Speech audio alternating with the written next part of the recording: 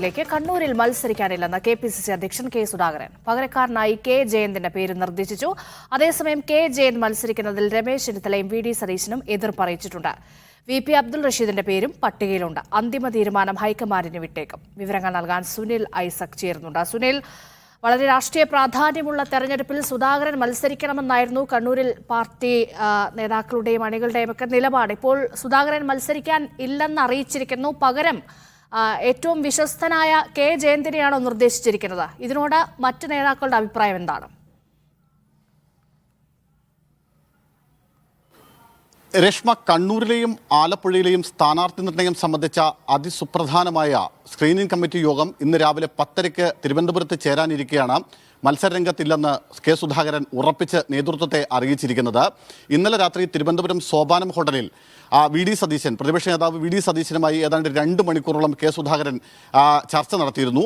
ഈ ചർച്ചയിൽ താൻ മത്സരിക്കാനില്ല എന്ന വിവരം ആദ്യം അറിയിച്ചത് പ്രതിപക്ഷ നേതാവ് വി ഡി സതീശനെയാണ്. അതിനുശേഷം രമേശ് ചെന്നിത്തലയും എം ഹസനും അടക്കമുള്ള മുതിർന്ന നേതാക്കളോടും ഇക്കാര്യം കെ സുധാകരൻ പങ്കുവെച്ച് കഴിഞ്ഞിരിക്കുന്നു. ആരോഗ്യ പ്രശ്നങ്ങൾ അടക്കം ചൂണ്ടിക്കാട്ടിക്കൊണ്ടാണ് കെ സുധാകരൻ മത്സരരംഗത്തേക്ക് ഇല്ല എന്ന തീരുമാനം എടുത്തിരിക്കുന്നത്.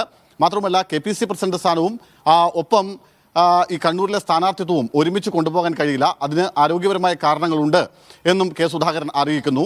മാത്രമല്ല, ഇതിൽ ഏറ്റവും പ്രധാനപ്പെട്ട ഒരു കാര്യം, കെ സുധാകരൻ തൻ്റെ പകരക്കാരനായി ഒരാളുടെ പേര് കൂടി നിർദ്ദേശിച്ചിട്ടുണ്ട്. അത് തൻ്റെ ഏറ്റവും അടുത്ത വിശ്വസ്തനും കെ.പി.സി.സി ജനറൽ സെക്രട്ടറിയുമായ അഡ്വക്കേറ്റ് കെ ജയന്തിൻ്റെ പേരാണ്. കെ ജയന്തിനെ കണ്ണൂരിൽ മത്സരിപ്പിക്കണമെന്ന ആവശ്യമാണ് കെ സുധാകരൻ മുന്നോട്ട് വെച്ചിരിക്കുന്നത്. എന്നാൽ ഇതിനെ ഒരു വിഭാഗം നേതാക്കൾ ശക്തമായി എതിർത്തിട്ടുണ്ട്. കെ ജയന്തിന് വിജയസാധ്യതയില്ല എന്ന നിലപാടിലാണ് വി ഡി സതീശനും രമേശ് ചെന്നിത്തലയും അടക്കമുള്ള നേതാക്കൾ. ഈ കാര്യം കെ സുധാകരനോട് അവർ തുറന്നു പറയുകയും ചെയ്തുവെന്നാണ് നമുക്ക് ലഭ്യമായിട്ടുള്ള വിവരം.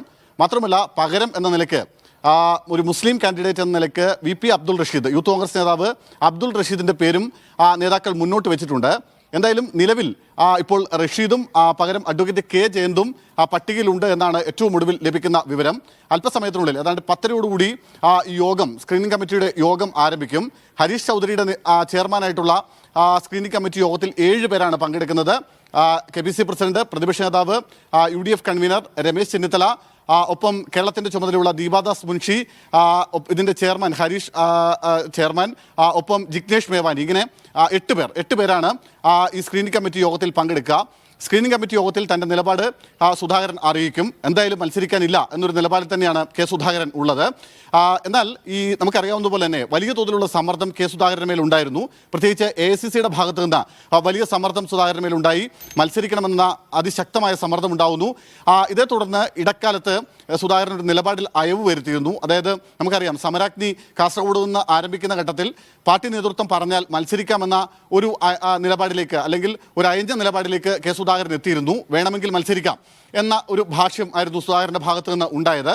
പക്ഷേ ഇന്ന് സമരാജ്ഞ അവസാനിക്കാനിരിക്കെ, മാത്രമല്ല ഇന്ന് സുപ്രധാനമായ സ്ക്രീനിംഗ് കമ്മിറ്റി യോഗം ചേരാനിരിക്കെ തൻ്റെ നിലപാട് കൃത്യമായി നേതൃത്വത്തെ അറിയിക്കുകയാണ് കെ സുധാകരൻ ചെയ്യുന്നത്. മത്സരിക്കാനില്ല എന്ന് ഉറപ്പിച്ച് സുധാകരൻ പറഞ്ഞിരിക്കുന്നു. എന്തായാലും സ്ക്രീനിംഗ് കമ്മിറ്റി യോഗം 10:00 ചേരും. നമുക്ക് ലഭിക്കുന്ന ഒരു വിവരം അനുസരിച്ച് 3 പേരുടെ പേരുകൾ ഒരു പട്ടികയാക്കി ഹൈക്കമാൻഡിന് അയക്കാനാണ് ഇപ്പോൾ തീരുമാനമായിരിക്കുന്നത്. അതിൽ കെ സുധാകരൻ, ജയന്ത്, അബ്ദുൾ റഷീദ്, ഇങ്ങനെ 3 പേരുടെ പട്ടിക ഹൈക്കമാൻഡിന് അയക്കുകയും അതിനുശേഷം ഹൈക്കമാൻഡ് അവസാന തീരുമാനം എടുക്കട്ടെ എന്നൊരു നിലപാടിലേക്ക് ഇന്നത്തെ യോഗം ചെന്നെത്തുകയും ചെയ്യുമെന്നാണ് നമുക്ക് അവിടെ നിന്ന്, തിരുവനന്തപുരത്ത് നിന്ന് അറിയാൻ കഴിയുന്ന വിവരം.